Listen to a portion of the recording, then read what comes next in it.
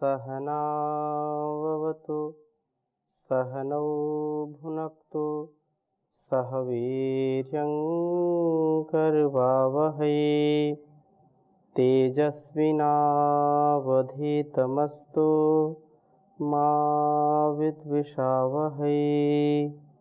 ओम शांति शांति शांति।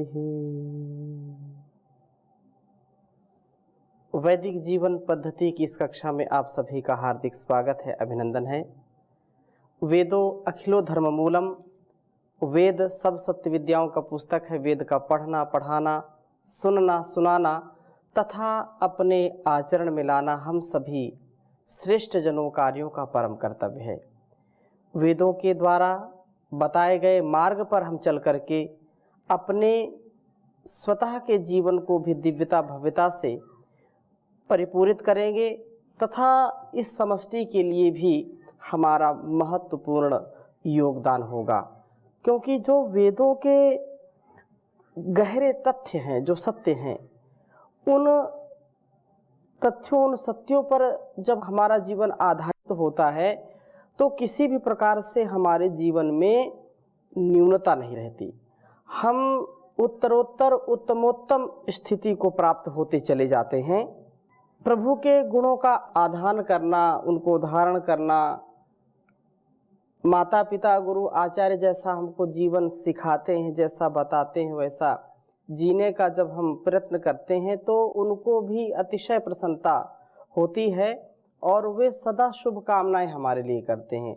तो ऐसे ही हम अपने जीवन में जब उस परम पिता परम माता जगत जननी जगत पिता के आदेश उपदेश निर्देश का पालन करेंगे तो इसमें कोई संदेह नहीं है कि वो हमारा मार्ग प्रशस्त करेगा और हमको दीनता हीनता से, दौर्बल्यता से हमको बचाएगा। हमारा जो दुर्बल स्वभाव है, जो निर्बल स्वभाव, उसमें सबलता आएगी और जीवन में हम आत्मबल, मनोबल, बुद्धि बल, शरीर बल से बलिष्ठ हों तो निसंदेह जीवन हमारा सफल होगा। हम विफल नहीं होंगे, कभी असफल नहीं होंगे। सक्सेसफुल जीवन जीने के लिए वेदों का स्वाध्याय और स्वाध्याय के अनुसार अपने कर्मों का अनुष्ठान हमको अवश्य ही करना है। तो आज हम ऋग्वेद के चतुर्थ मंडल के 50वें सूक्त के मंत्रों का स्वाध्याय करेंगे और बहुत ही सुंदर सुंदर वेद मंत्र हैं। तो पहले वेद मंत्र में कहा है कि ऋषि व विप्र लोग प्रभु को अपना लक्ष्य बना करके उनके गुणों को अपने जीवन में धारण करने का यत्न करें, और ऐसा यत्न करते हैं तो निसंदेह है प्रभु जैसे दयालु है, कृपालु है, सर्वशक्तिमान है, सर्व अंतर्यामी है, तो ऐसे ही हमारे अंदर उसके गुण धीरे धीरे आने लगते हैं। तो जितना सामर्थ्य जिसका होता है तो सामर्थ्य के अनुसार हमारे अंदर भी दयालुता, न्यायकारिता, सत्य, करुणा, प्रेम और जितना भी हम अपने जीवन को दिव्य बना सकें, दिव्य चेतना में जी सके, उतना ही अच्छा है। और उसके लिए हमको निरंतर आवश्यकता है स्वाध्याय की। स्वाध्याय परम आवश्यक है। स्वाध्याय जो सदग्रंथों का, वेद आदि शास्त्रों का, मोक्ष शास्त्रों का ध्यान करना, जप करना, प्राणायाम करना, संध्या करना, और यह स्वाध्याय जो पढ़ना और उसको जीवन में गढ़ना, ये स्वाध्याय कहलाता है। तो स्वाध्याय परम आवश्यक है। स्वाध्याय से व्यक्ति दोष रहित हो जाता है। दोषों का निवारण है यह, जो दोषों का शमन करने वाला है। दोषों का निवारण इसी गति से होगा, इसी पथ से होगा। तो सर्वप्रथम वेद मंत्र लिखता हूँ, फिर आपके सामने चर्चा करूँगा। ऋग्वेद के चतुर्थ मंडल के 50वें सूक्त का यह दूसरा मंत्र है, इसकी चर्चा हम करेंगे। ओम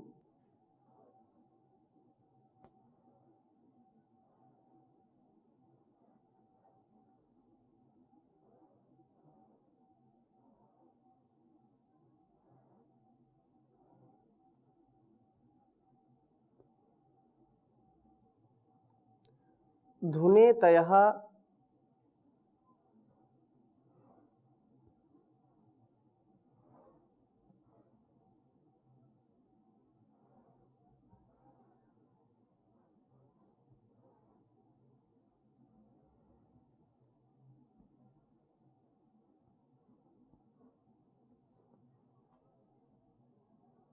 सुप्रकेतम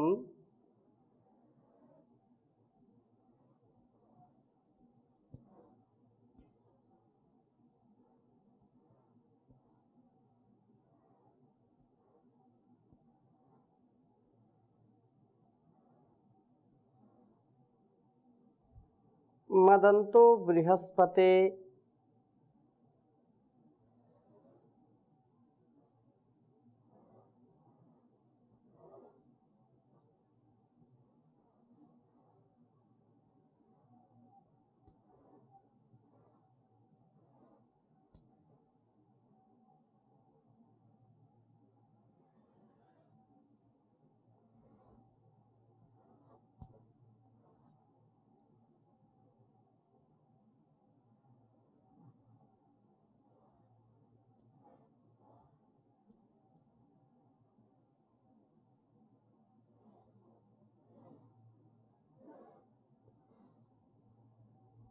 अभि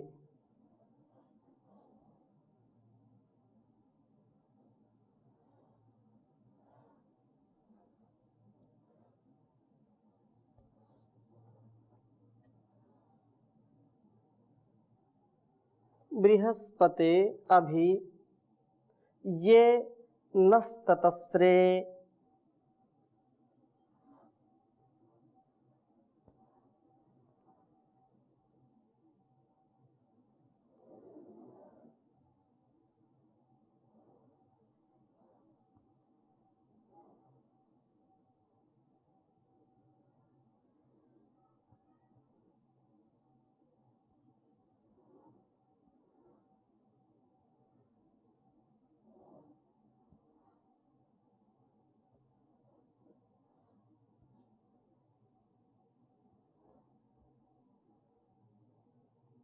प्रशंतम श्री प्रमदब्धम ऊर्वम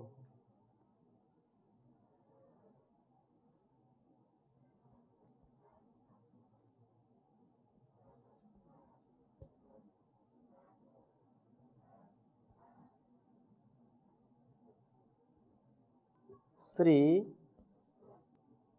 प्रमदब्धम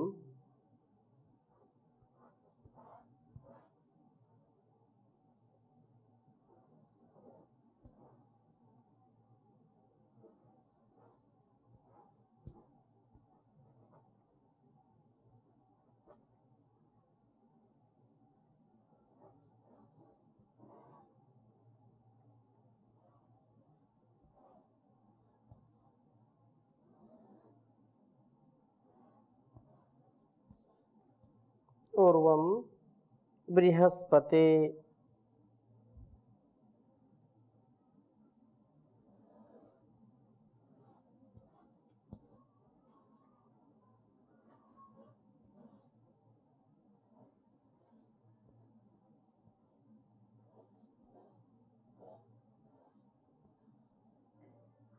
बृहस्पते रक्षतस्य योनिम रक्षतादस्य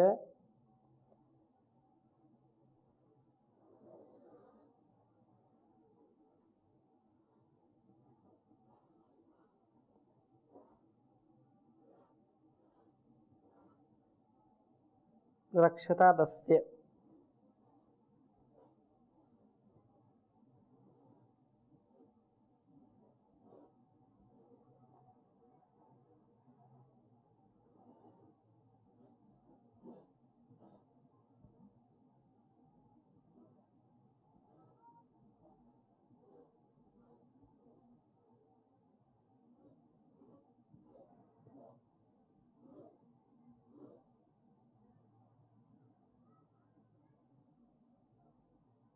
ऋग्वेद के चतुर्थ मंडल के 50वें सूक्त का यह दूसरा मंत्र है।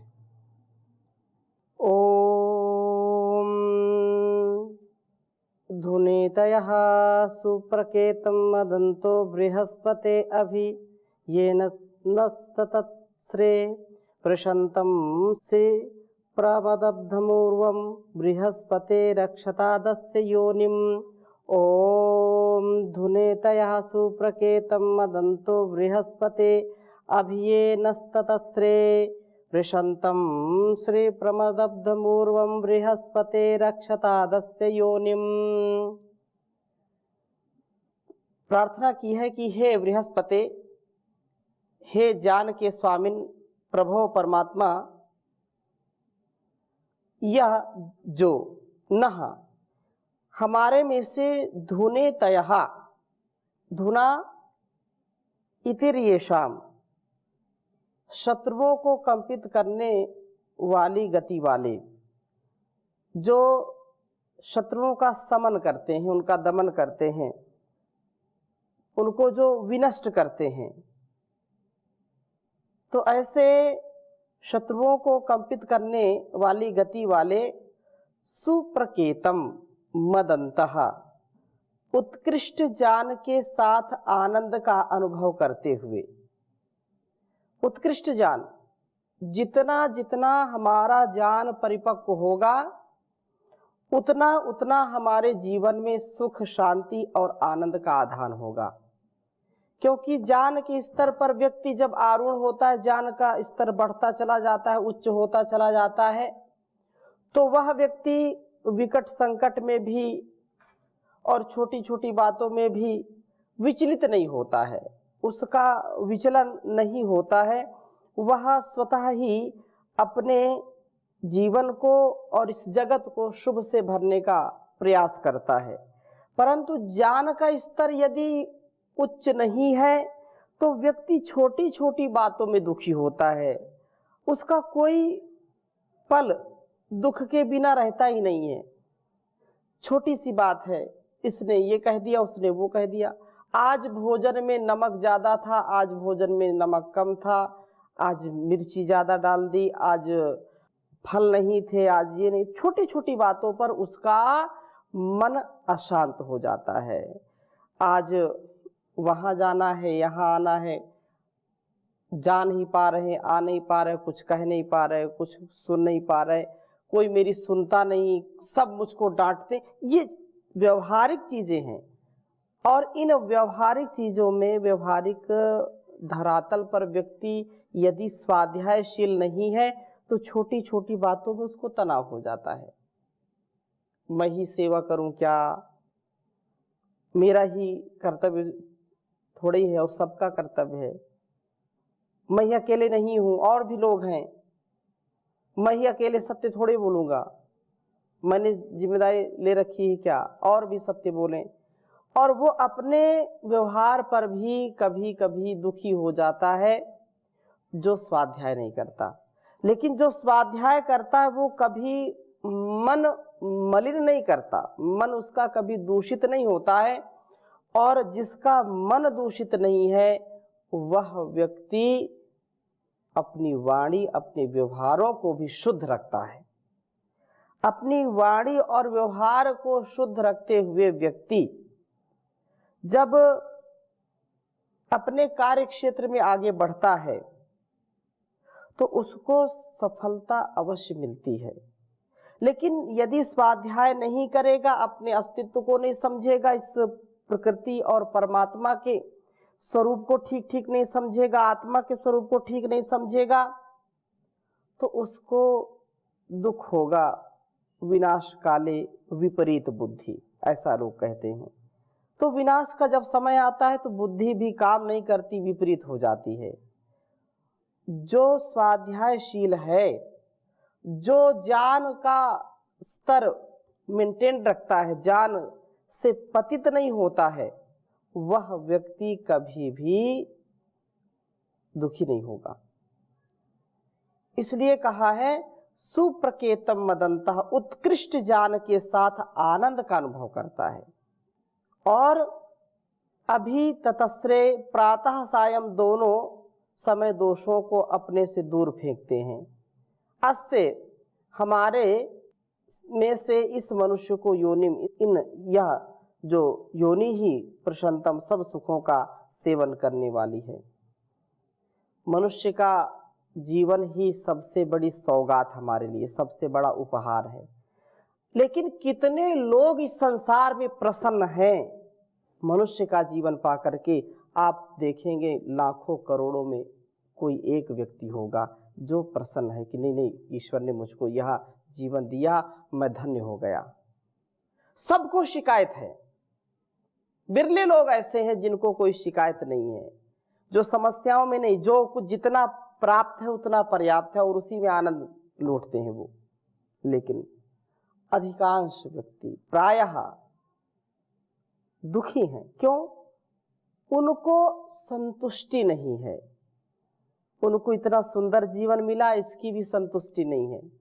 उनको इतना अच्छा परिवार मिला तो भी संतुष्टि नहीं है। इतना अच्छा संसार मिला तो भी संतुष्टि नहीं है। तो ऐसे लोगों का क्या होगा? ऐसे लोगों का कभी कोई उद्धार नहीं कर सकता है। लेकिन जो प्रसन्न है, जो इस मानवीय जीवन को समझता है कि यह जीवन बड़ा ही महनीय है और उस ईश्वर ने जीवन दिया, उस सबसे बड़ी उसकी सौगात, सबसे बड़ा उसका पुरस्कार है, उपहार है। तो यही बात कही कि हमारे इस जीवन में हमको पूर्ण रूप से स्वस्थ और पूर्ण रूप से अपने दोषों को बाहर फेंकने का कार्य करना चाहिए और बुराइयों को दूर करें। हमारे अंदर की बुराइयां हमको खोखला कर देती हैं। जैसे समाज में कोई बुराई हो गई तो समाज को खोखला कर देती है, ऐसे ही व्यक्ति में भी यदि कोई दोष है और उसको समय रहते ठीक नहीं करता है तो निसंदेह उसका अस्तित्व दयनीय हो जाता है।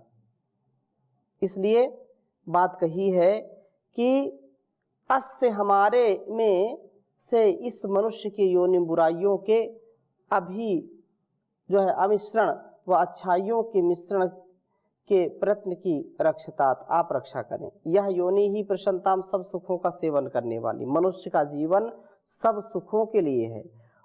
जो मनुष्य का जीवन है वो भोग और अपवर्ग दो के लिए है। भोग भी करना है, अपवर्ग भी, मुक्त भी रहना है और इस संसार में जितना हमारे लिए आवश्यक उतना भोग भी भोगना है। लेकिन और उसका परिणाम मिलता है, चाहे अच्छा कर्म करें या बुरा कर्म करें। मनुष्य का जीवन कर्म प्रधान है।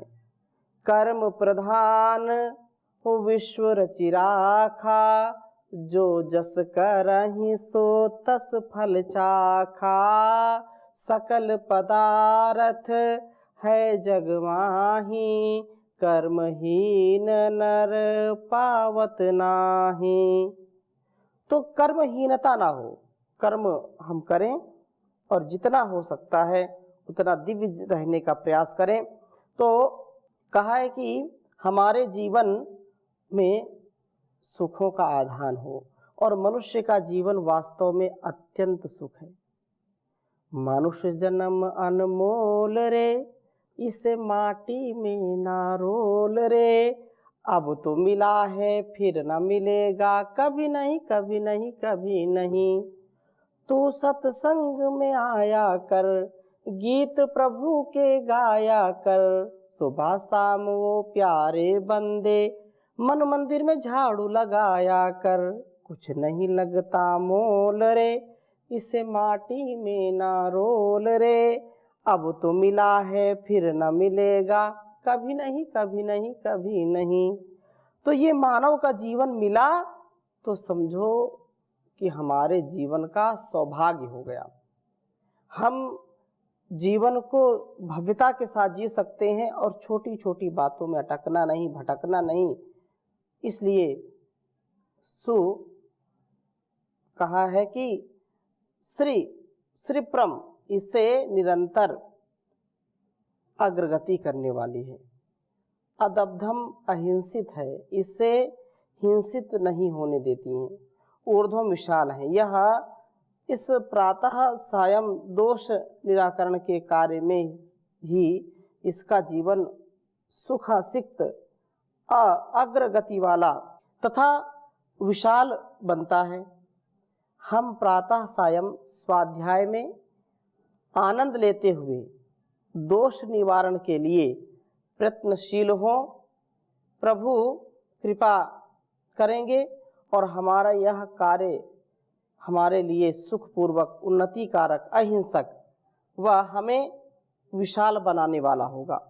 निसंदेह इसमें कोई संदेह नहीं है कि हम यदि अपने जीवन को स्वाध्याय के डोर में बांध करके रखते हैं तो स्वाध्याय हमको दुखी नहीं होने देता, हमको पतित नहीं होने देता। इतना आत्मिक सामर्थ्य और मानसिक सामर्थ्य हमारा बढ़ता है कि हम छोटी छोटी बातों पर ध्यान नहीं देते, दुखी नहीं होते।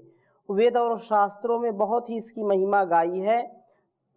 जो स्वाध्याय वास्तव में करता है, चाहे उपनिषदों में हो, चाहे दर्शनों में हो, चाहे वेदों में या लौकिक साहित्य में भी स्वाध्याय का अत्यंत महत्व बताया है।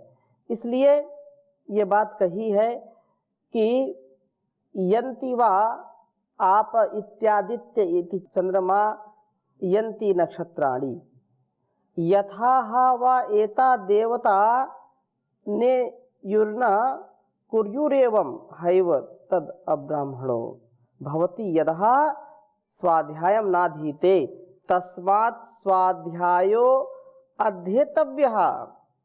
बहुत सुंदर बात कही है कि जब जल गतिशील है, सूर्य गति करता है, जल गति करता है, सूर्य भी गति करता है, चंद्रमा गति करता है, नक्षत्र गति करते हैं। जिस प्रकार से ये दिव्य गुण वाले जल, सूर्य आदि गति करते हुए सबको प्रकाश देते हैं और ये गति ना करें, अपना कार्य ना करें, तो उनका परिणाम अत्यंत दुखकारक होगा। अर्थात उसी प्रकार का होगा जैसे सूर्य उदित ना हो तो संसार कैसे चलेगा, चंद्रमा उदित ना हो तो औषधियों में रस कैसे आएगा। यदि ये सारी चीजें बंद हो जाएं तो जीवन नहीं चल सकता। ऐसे ही हमारे जीवन में जब तक क्रियाशीलता नहीं आएगी, स्वाध्याय नहीं आएगा, तो जीवन हमारा श्रेष्ठ नहीं होगा। तो ऐसा कार्य कभी न करें। उसी प्रकार का आचरण ब्राह्मण उस दिन करता है जिस दिन वह स्वाध्याय नहीं करता। बहुत बड़ी बात कही है। जिस दिन जो ज्ञान विज्ञान को चाहता है, जिसका उत्तरदायित्व है, जो ब्रह्मचारी है, जो अध्ययनरत है या जो उपदेष्टा है, ऐसा ही पाप लगता है उसको जैसे सूर्य उदय नहीं हुआ, जैसे चंद्रमा उदय नहीं हुआ। ऐसे ही जो एक दिन भी स्वाध्याय नहीं करता है, छोड़ देता है स्वाध्याय, तो एक दिन भी न किया हुआ स्वाध्याय अत्यंत हानिकारक है उस व्यक्ति के लिए, उसके गुणकर्म स्वभाव के लिए। स्वाध्याय परम आवश्यक है। तो स्वाध्याय करेंगे तो बुद्धि हमारी ठीक रहेगी, अच्छी प्रगति की ओर ले जाएगी, दुर्गति से बचेगी। तो आगे और चर्चा करेंगे, अभी यहीं पर विराम देते हैं। ओम शांति शांति शांति।